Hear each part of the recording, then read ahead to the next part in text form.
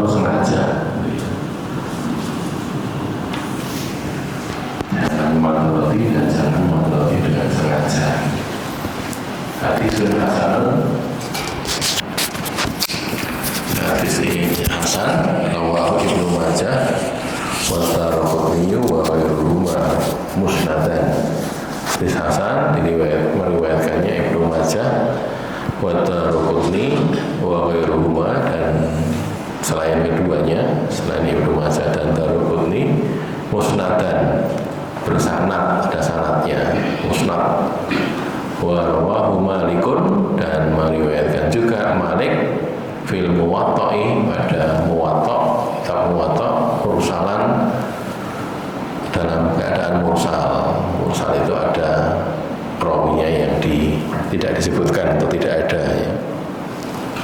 An Amr bin Yahya, dari Amr bin Yahya, an abihi, dari bapaknya, an Nabi sallallahu alaihi wasallam, fa asqata Aba Sa'idin, maka dia menggugurkan Abu Sa'id.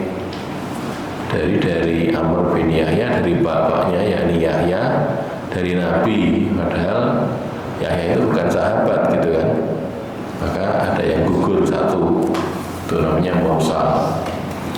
Asqata, maka dia menggugurkan Aba Sa'idin, Abu Sa'id. Walahu, dan dia mempunyai, dia riwayat ini mempunyai, atau hadis ini mempunyai turukun, banyak jalan, beberapa jalan, banyak jalan. Yuqawi ba'duha ba'dan, yuqawi menguatkan ba'duha sebagiannya, ba'dan sebagian yang lainnya, bagiannya menguatkan sebagian yang lain.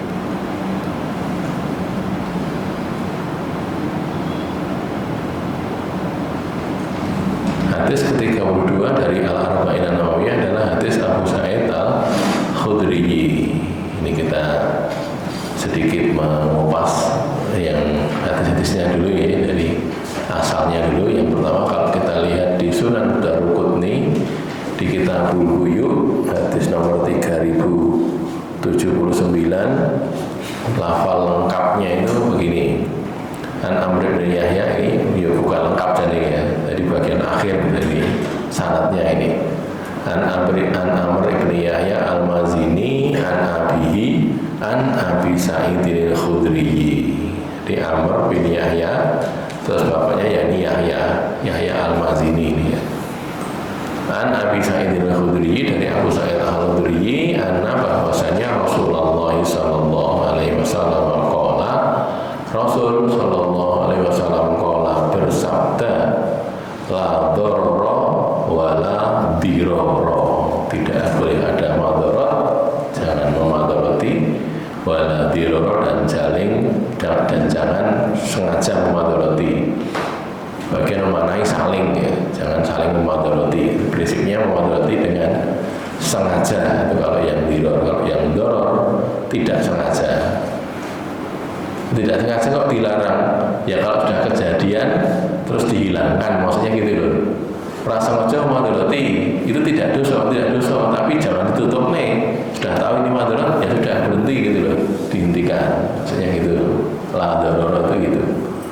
Terus mandoro, barang siapa yang memadharati, barang siapa yang memadharati orang lain, darrahullahu, Allah akan memadharati dia. Siapa saja yang memadharati orang lain, maka Allah akan memadharati dia. Wa man syaqqa, dan barang siapa yang memberatkan pada orang lain, syaqallahu alaihi, Allah juga akan memberatkan dia, memayahkan dia, jadikan dia kesulitan, kepayahan. Ini lafalnya di Sunan Ad-Daraqutni, ya. Tadi kan Ibnu Majah dan Daraqutni kan, rawahu Ibnu Majah wa Daraqutni. Isinya seperti ini.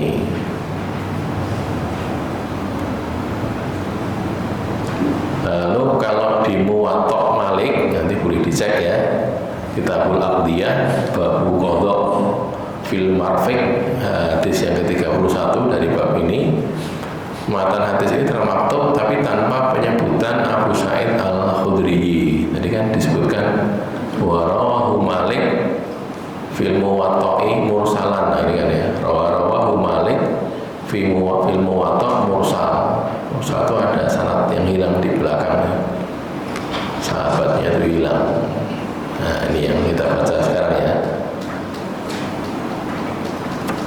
An Amr bin Yahya Al-Mazini an abihi anna Rasulullah. Ini kan Abu Sa'idnya nggak ada ini. Maka fa'asqata Abu Sa'id itu menggugurkan, tidak disebutkan. An Amr bin Yahya Al-Mazini an abihi anna Rasulullah sallallahu alaihi wasallam qala, bersabda, la darara wala dirara. Kalau mursal begini udah jadinya dhaif ya. Tidak disebutkan nama sahabatnya siapa. Lalu pada kitab Sunan Ibnu Majah termaktub dua hadis lain yang menguatkan ini. Hadisnya hadis yang lain, karena hadis itu dihitung berdasarkan jumlah sahabatnya. Kalau perawi dari kalangan sahabatnya itu beda, maka itu hadis yang berbeda, sebutannya gitu. Walaupun isinya sama, karena dikenal ada syahid, ada tabik gitu kan ya. Kalau syahid itu hadis yang sama, cuman perawi dari kalangan sahabatnya beda, berarti itu hadis yang berbeda sebutannya. Kalau tabik itu sahabatnya sama, hadisnya kejadian sama, sahabatnya sama, itu tabik namanya. Kalau syahid hadisnya sahabatnya berbeda, artinya dihitung sebagai berbeda hadisnya, walaupun kejadiannya sekali gitu loh. Kejadian sekali diriwayatkan oleh banyak sahabat, ini masing-masing mempunyai hadis itu gitu, sehingga saya ada Abu Hurairah, ada Ubadah bin Samit, ada Ibnu Abbas, ini saling menguatkan gitu, saling menguatkan satu dengan yang lainnya karena kejadiannya sama. Andai kata salah satu dari ini tadi sanadnya sampai ke kita, sampai ke mereka, dari kita, dari Bukhari misalnya, jangan Bukhari lah, Abu Dawud, Tirmidzi, Nasai ini sampai ke sana itu ada masalah di sanadnya, ini dikuatkan dengan ini gitu, dengan yang lain tadi karena kejadiannya sama gitu.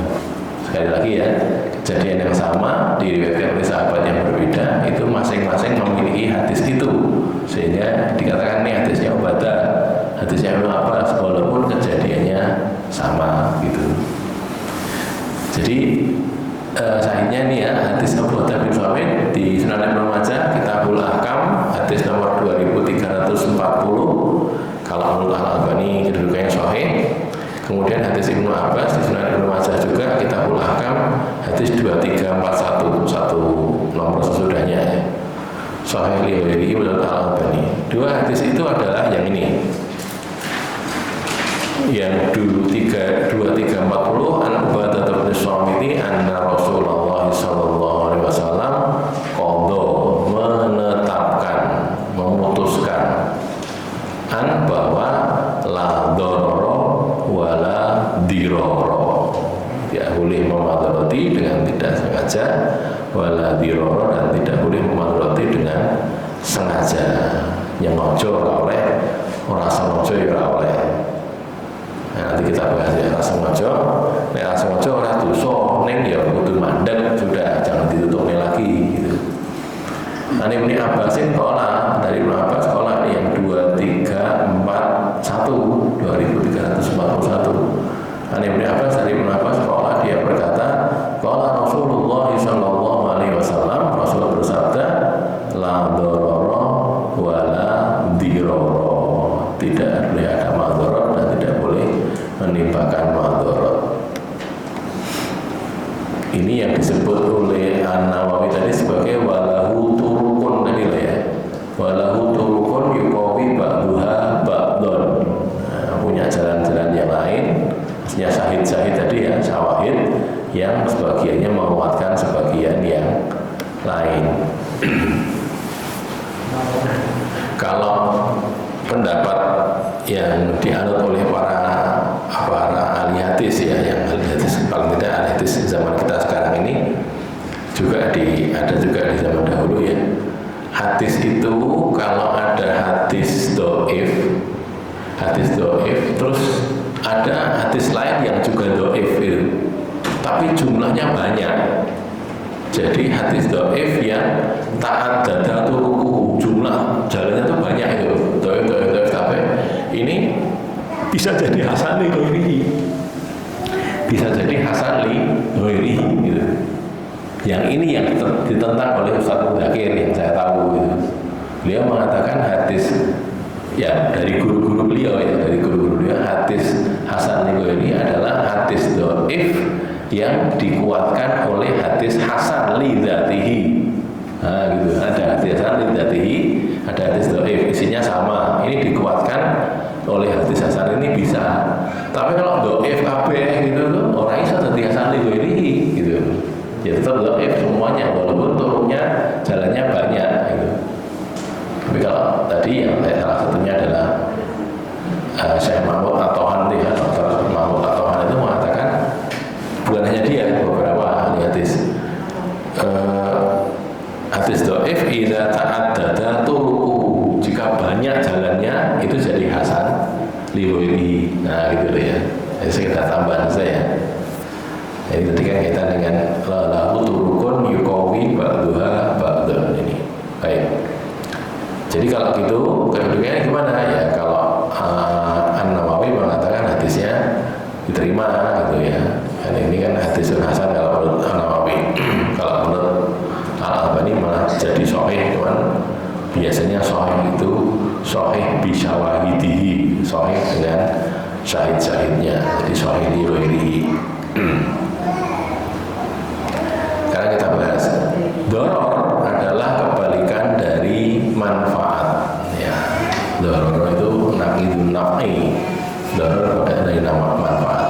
Ya, ini artinya doror yang menimpakan mudorot, keburukan terhadap orang lain tanpa sengaja. Orang sengaja ning mudoroti orang lain. Adapun diror dengan mat pada roh itu ya, diror dan dotnya di kasroh bukan fathah, adalah menimpakan keburukan terhadap orang lain dengan sengaja. Jadi tidak sengaja jangan, apalagi dengan sengaja.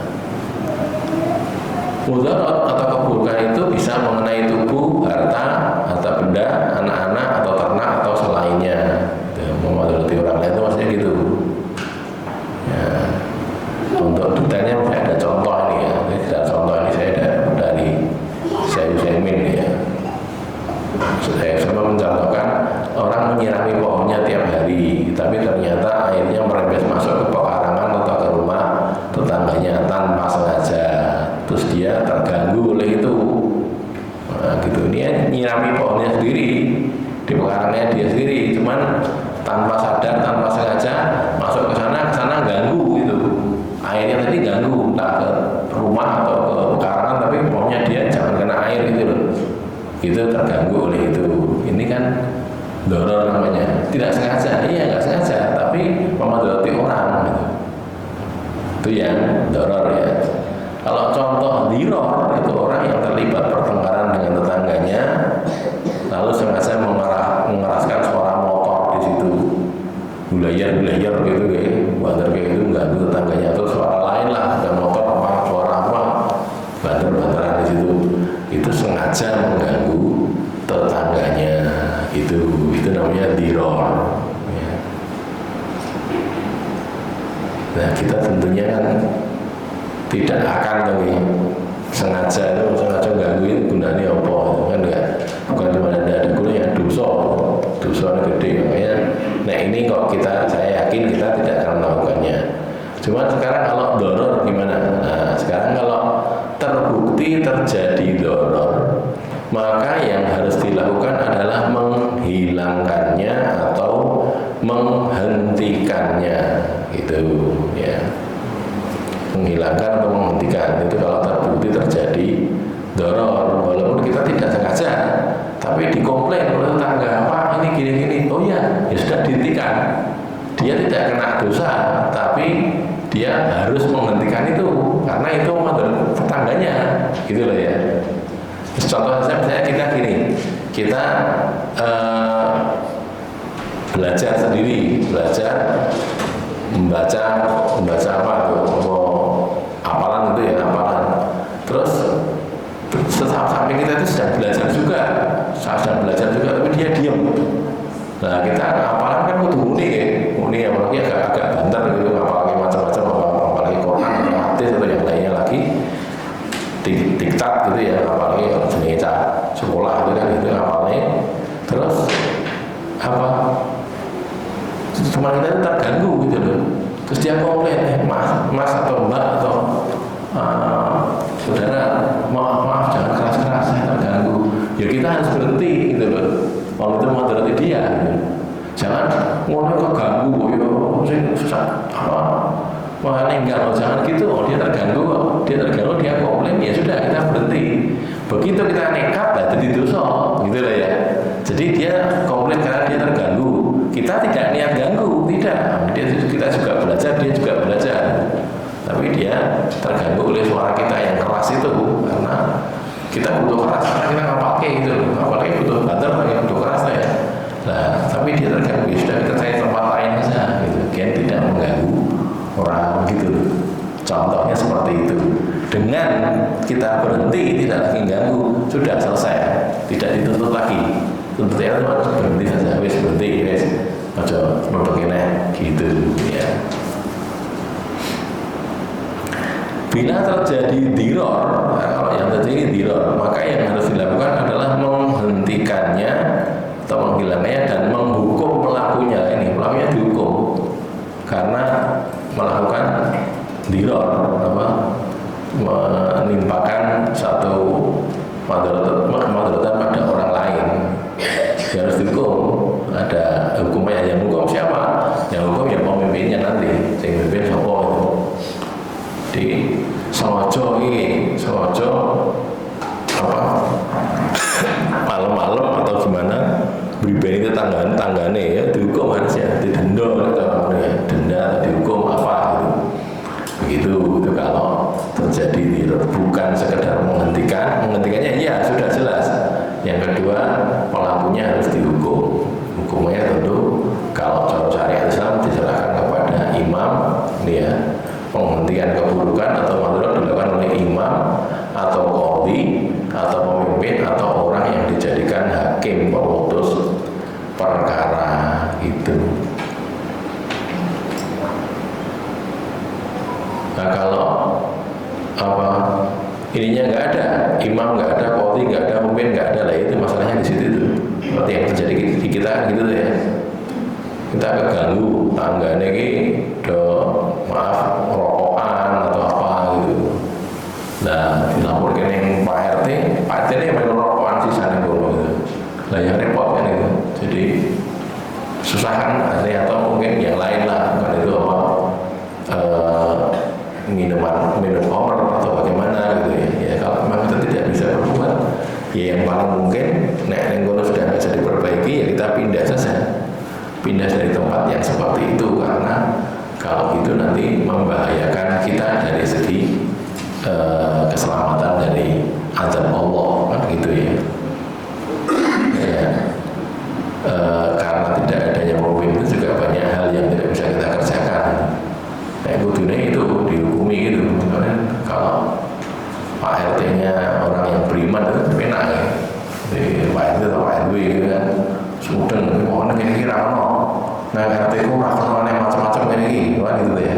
Ini sudah Agustus gini, biasanya nanti ada macam-macam acara ya. Nah kalau Pak RT-nya orang yang beriman kan bisa ngatur terus. Saya ini apa-apa baik, betulasan ini apa sih kalau saya ngeramentar itu dihilangi. Yang salah satu yang tidak rendah itu kan lomba-lomba yang melecehkan orang ini. Contohnya yang zaman saya dulu masih kecil, tidak tahu sekarang masih apa juga masih ya. Lomba makan kerupuk gitu, kayak makan kerupuk kayak apa tangannya ditaleni di belakang ini, taleni gini terus makan kerupuk. Loh manusia itu mulia itu kan karena makannya dengan tangan. Kok malah tangannya ditaleni, jadi hina kayak binatang kan gitu. Jangan itu mempermalukan orang sebenarnya. yang dipermalukan juga senang, itu pernah ngerti itu. Terus lagi itu apa, panjat apa namanya, panjat tebing ya, panjat pinang, nah, panjat pinang itu terus dilumuri oli atau apa gitu. Itu kan dulu yang pertama kali mengadakan lomba itu kan orang Belanda, wong Londo, ya toh. Mereka itu apa, ingin lihat pribumi itu berebutan gitu, karena pribumi kan miskin-miskin kan, mereka orang kaya, bikin begitu, hadiahnya itu hadiah yang berapa mahal untuk pribumi, tapi untuk orang Londo murah gitu, kan gitu saya. Terus naik itu dodok tiba jatuh, itu mereka diketawain sama Belanda. Lah sekarang kok malah kita lestarikan itu piye gitu. Ya jangan gitu loh ya, jangan sampai kan ini bodoh-bodoh lomba yang positif kan banyak tuh ya. Cari lomba yang positif yang bermanfaat kan banyak, yang bermanfaat bukan yang seperti itu ya, dan yang lain-lainnya. Ya contoh benar ya. Tadi kalau saat kamu begitu ya kita bisa berbuat apa? Itu kan kayak contoh ya. Makanya itu tadi penghentian keburukan atau madarat dilakukan oleh imam atau qadhi atau pemimpin atau orang yang dijadikan hakim pemutus perkara itu. Hadis ini merupakan landasan utama dalam berbagai bab muamalah, misalnya jual beli, pergadaian, pernikahan, wasiat, warisan dan lainnya. Ada kata-kata la dororo wala diroro tadi. Jual beli misalnya, si penjual tidak boleh kena madorot dengan jualannya itu. Lah gimana kalau kena madorot? Dia dipaksa gitu loh, kudu bodol. Kayak saudara-saudara kita yang di mana? Di pesisir daerah Tangerang, Banten itu ya. Saya cerita karena saya diceritani oleh orang sana yang ngurus di situ gitu. Jadi orang-orang Tangerang itu loh, untuk pik gitu loh. Pondok Indah Kapuk 2 gitu. Kodenya gitu, pokoknya kudu bodol tak bayar semene, murah gitu. Orang bodol kok tanahmu hilang, gitu gitu. Kan itu kan madorot bagi penjual itu. Dia harus menjual, tapi harga yang menentukan pembeli gitu. Semene, orang gelem kok kayak kehilangan lemahmu gitu. Nah kalau itu kan namanya doror diror gitu. Malah jangan. Penjual jangan termadoloti oleh itu, dia harus bebas, boleh bebas. Makanya dalam Islam kan tidak boleh itu loh, ada hadis layabiu halul libadin itu. Nanti kalau dicek di kitab Buyuk ada orang mau jual ke pasar itu terus cegat, tak jemput tekan ke pasar, tak cegat ini tak tuh kuning ini, mau tak jual ke pasar, gitu itu nggak boleh. Dia harus boleh sampai ke pasar dulu. Saya mau dodol itu nggak boleh dicegat di tengah jalan, terus dihalang-halangi jangan sampai ke pasar. Nanti tidak tahu harga pasar, terus dibeli sama pembeli ini, terus dijual ke sana. Begitu nggak boleh, dicegat itu nggak boleh, gitu lah ya. Itu namanya memadolati si penjual. Demikian juga pembeli nggak boleh dimadolati juga, nggak boleh kan? Itu tuku itu. Yang saya ingat dulu, nggak tahu sekarang masih apa enggak, di Lodok itu ya, Jakarta, di Jalan Pinang Siang itu dekat stasiun kota itu kan dulu ada, sekarang mestinya juga masih ada apa pasar komputer 3 lantai atau berapa lantai itu ada isinya, di semua itu isinya pasar komputer, orang jual komputer itu di lorongnya itu ada orang jual Tetris waktu itu. Saya ingat, saya waktu itu masih zaman Tetris ya, tahun berapa itu saya waktu ke sana, waktu masih kuliah, suwe banget 20-30 tahun yang lalu itu. Jadi apa, orang jual Tetris itu jejer-jejer, saya sama saudara saya diomongin, kamu di sini jangan pernah megang Tetris itu, karena kalau megang harus beli gitu. Jadi gitu modelnya, malah tuh di kampung nih itu preman-preman itu ya, orang jual situ. Jadi kalau kita tertarik gitu, nanti dirayu, coba mas coba aja, mas silakan pilih gitu. Tapi begitu kita pegang satu itu harus beli. Murah memang, harganya memang murah, tapi harus beli. Dijualnya oleh neng kudu tuku, murah oleh kudu tuku, gitu kan? Namanya pemaksaan lah ya, itu nggak boleh gitu. Jadi ini termasuk diror terhadap membeli. Pergadaian juga gitu sama, nggak ada terus dibuat biar barang gadai itu nggak bisa ditebus. Nah, itu juga biror. Pernikahan juga gitu, nikah mungkin dipaksa, mungkin ditipu, dibohongi atau yang lainnya, atau dikenai makar gitu ya. Contohnya yang paling jelas dilarang itu kan seorang wali anak yatim. Anak yatimnya ini orang lain, jadi dia bukan mahram bagi si yatim ini. Ketika yatimnya sudah gede kan boleh menikah ya, dinikahi oleh walinya kan boleh, asal si yatim mau. Ini bukan dipaksa menikah, bukan.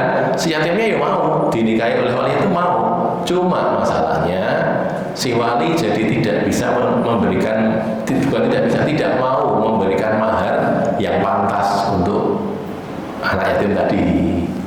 Jadi kalau dikenal di luar, di orang-orang Arab kan ada mahar misal kan ya. Jadi wanita yang seperti ini maharnya sekian tuh mereka ada dikenal gitu kan. Di Jawa sini kan tidak ada lagi. Karena begitulah. Ini anak yatimnya ini dengan keadaan yang seperti ini, misalnya dia punya kekayaan, dia wajahnya cantik, misalnya gitu perempuan ini, harusnya maharnya sekian. Tapi si wali tidak mau memberikan mahar segitu. Alasannya, lah tak apa ini loh, tak apa ini cilik atau gede gini, nah gitu loh.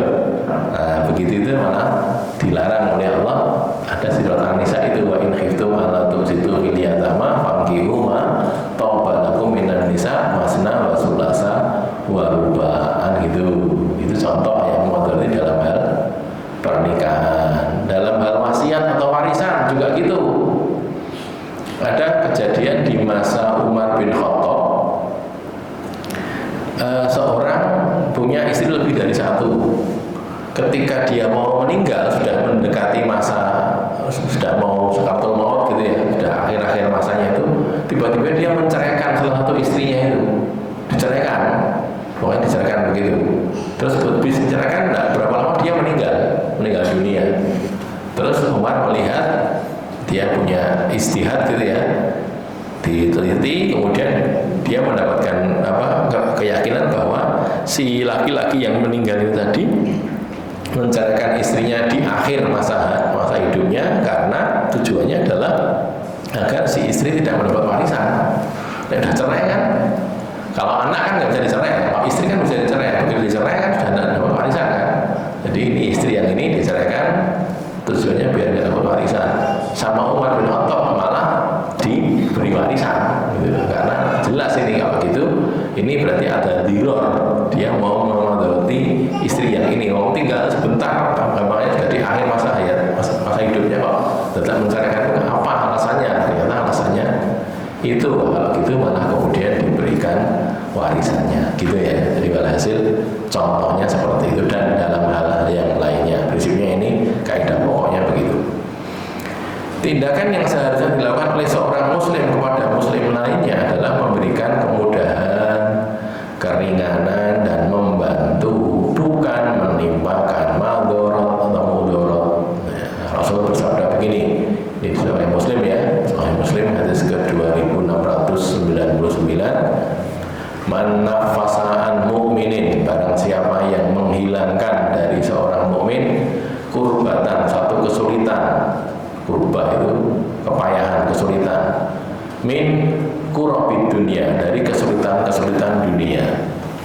Barang siapa yang menghilangkan satu kesulitan dari kesulitan-kesulitan dunia dari seorang mukmin, nafasallahu anhu, Allah menghilangkan darinya kurbatan, satu kesulitan, min kurabi yaumil qiyamah, dari kesulitan-kesulitan hari kiamat. Kurab itu jamaknya, ya. Kurba itu mufradnya kurba, jamaknya kurab. Satu kesulitan dari kesulitan-kesulitan hari kiamat.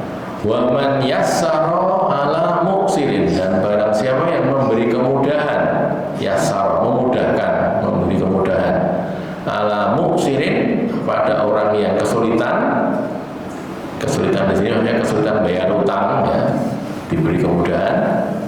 Yassarallahu alaihi, Allah pasti memberi kemudahan atasnya kepada dia, fid dunya, di dunia, wal akhirah, dan di akhirat. Allah memberi kemudahan dia di dunia dan di akhirat. Wa man satara musliman, dan barang siapa yang menutupi orang Islam, menutupi aib maksudnya di sini, menutupi aib seorang muslim, satarahu Allahu, Allah menutupi aibnya fid dunya wal akhirah, di dunia dan di akhirat. Wallahu fi aunil abdi, dan Allah itu ada pada pertolongan hambanya. Allah akan menolong hambanya. Aun itu pertolongan nih. Allah pada pertolongan hamba. Maka nal abdu, selagi hamba itu fi auni akhihi, pada pertolongan saudaranya. Kalau hamba itu masih mau menolong saudaranya, sesama hamba Allah, sesama muslim, maka Allah akan menolong dia juga, gitu ya. Nah, yang harus dilakukan kan ini loh ya, bukan angel-angel, bukan memberi madharat, tapi meringankan, menghilangkan madharat, menghilangkan kesulitan. Ada orang mengalami kesulitan, lah tugas kita itu sebagai sesama muslim menghilangkan kesulitan itu, gitu loh. Orang kok malah menimpakan kesulitan, waleh tuh ya. Ini ada kesulitan, kita hilangkan, bukan dia tidak ada kesulitan baru kita persulit, jangan. Dimudahkan, jangan dipersulit. Maka ganjarannya kalau kita mau menghilangkan satu kesulitan, Allah menghilangkan kesulitan kita di hari kiamat. Jumlahnya sama, ini satu, ya ini satu, ini banyak, ya ini banyak, sama. Maka jadilah orang yang suka nolong orang lain, gitu ya. Nolong sama mukmin, sama orang beriman. Pertolongannya kan ya macam-macam. Tinggal butuhnya apa? Butuh nasihat, omongan ya dinasihati. Butuh ilmu ya diulang, gitu ya. Butuh harta, kita punya ya kita kasih, gitu. Nggak punya, ini butuh harta, saya juga nggak punya harta, digoleki, gitu. Goleki kancane siapa yang punya, tolong kayak kancamu sini loh, kancamu kayak orang didik kan duit, bukan orang ya. Ke sini orang duit kan, saya mau nyili, saya nggak punya uang, saya gitu loh ya. Kamu punya tuh, ya, kamu pinjamin biar dia bisa bebaskan dari kesulitannya. Misalnya begitu, misalnya. Terus ini yang yasaro ala muksir, orang kesulitan bayar utang. Kalau kita yang memberi piutang, kita yang memberi utang itu kita, kan kita bisa apa istilahnya itu penjadwalan ulang, rescheduling gitu loh. Ini bayar sekarang, tidak bisa bayar ya sudah, kita kasih waktu berapa lama, nah, gitu loh, diundur lagi. Gitu. Atau dikurangi jumlah utangnya. Nah, kalau kita yang punya kan kita bisa kurangi gitu. Kamu utang 1 juta, kamu nggak bisa bayar, sudah. Sekarang kamu bayar 750.000 aja, yang 250.000 saya berikan ke kamu, nggak usah dibayar. Itu kan mengurangi namanya. Itu juga merupakan bentuk memudahkan, gitu ya. Itu ada sahabat Nabi 2 orang bertengkar, ngomong keras tuh di dekat masjid ya. Terus Nabi mengatakan, itu apa tuh?